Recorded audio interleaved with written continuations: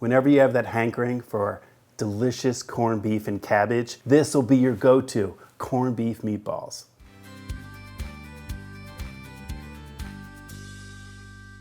Instead of slices or whole chunks of corned beef, we're gonna take fresh ground beef, some corned beef, put it together in the food processor and make meatballs. Braising that is gonna give off this wonderful flavor to the broth with the cabbage. Let's get started.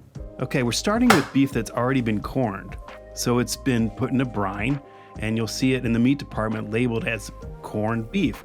Most often, it's brisket flat. It's got a good amount of fat usually on the top, so I like to trim that excess off. In this case, I just need 3/4 pounds for this recipe. Cut in about 1-inch cubes, and we'll put that into a food processor.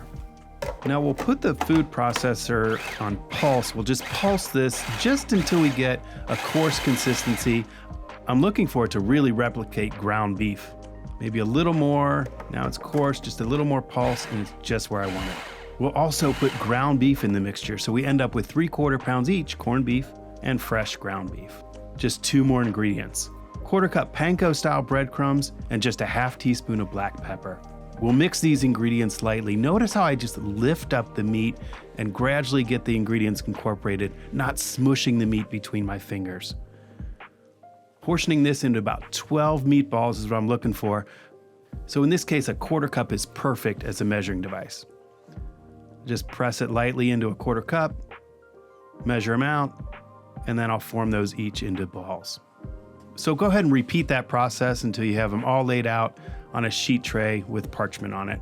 We'll go ahead and refrigerate those.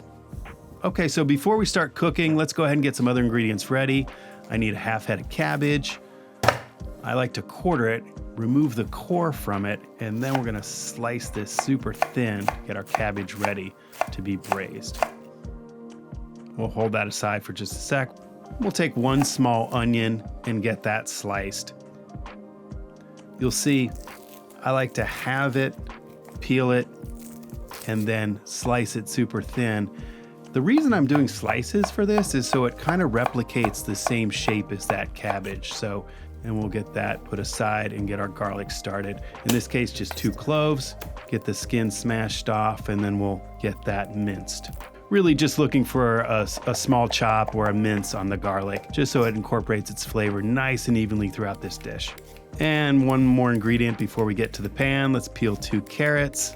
And you'll see I peel them, but I'll also cut it into what we call an oblique shape, which is kind of a diagonal cut. I like to show you this.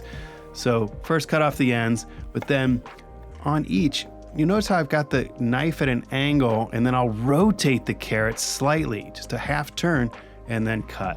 Those are called obliques. Everything tastes better on the angle, folks. Okay, let's get a pan hot, medium-high heat, couple teaspoons of canola oil, and we'll start searing these meatballs to get a crispy edge all the way around.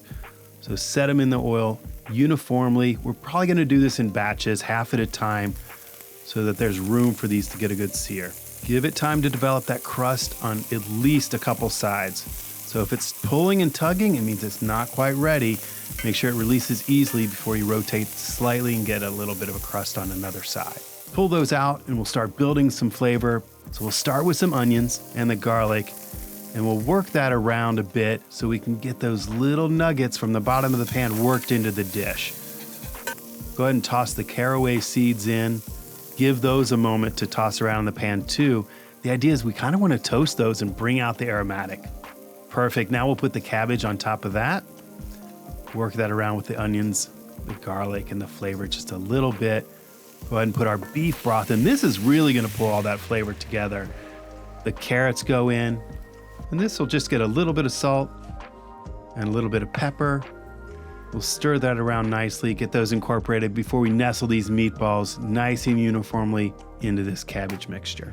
Get them all in there, you'll find room. Then get that lid on and we'll head in the oven. My first reaction, I just love the smell of this. I can smell the caraway, the beef, and the corned beef together. Let's plate one of these and taste it.